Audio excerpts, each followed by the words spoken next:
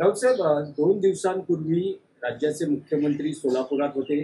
त्यांनी स्वर्गीय सुधाकर परिचारकांच्या पुतळ्याचं अनावरण केलं. त्या एका रात्रीत फडणवीसांनी गेम फिरवल्याचं म्हटलं जात आहे.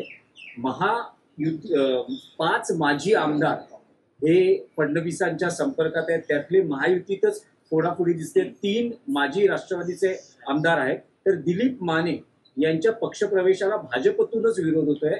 स्वतः स्थानिक आमदार आणि भाजपचे जिल्हाध्यक्ष सगळेच त्यांच्या पक्षप्रवेशाला विरोध करतात. मग त्याच्यावर तुम्ही सुभाष देशमुखांचं रिॲक्शन घेतली पाहिजे. त्याच्यावर तुम्ही अजित पवारांशी बोललं पाहिजे. त्यांचे आमदार किंवा माजी आमदार फोडले जात आहेत ना, आम्ही कशाला बोलायचं आहे? मग तुम्ही आम्हाला प्रश्न विचारता, हे चुकीचं आहे. ज्या भाजपच्या प्रमुख नेत्यांनी विरोध केलेला आहे या प्रवेशाला, त्यात माझ्या माहितीप्रमाणे सुभाष देशमुख आहे. जाऊन भेटा त्यांना,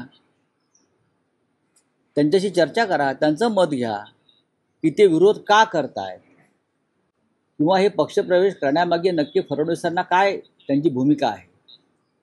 अजून त्यांना आपला पक्ष बेडकासारखा किती फुगवायचा आहे हे त्यांना विचारून घ्या.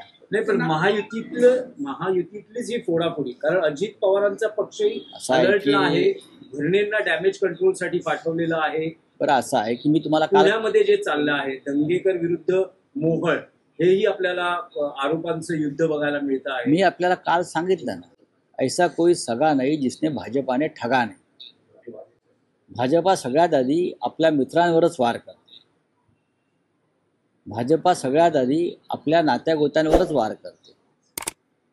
व्यक्तिकेंद्रित राजकारण सुरू झाल्यामुळे भारतीय जनता पक्षामध्ये असे प्रकार सुरू आहेत. सुभाष देशमुख कदाचित फडणवीस गटाचे नसतील, त्याच्यामुळे त्यांच्यासमोर एक आव्हान उभं करायचं असं अनेक जिल्ह्यामध्ये आहे. आणि त्यातून असे प्रकार सुरू झाले असतील तर तो भाजपचा अंतर्गत प्रश्न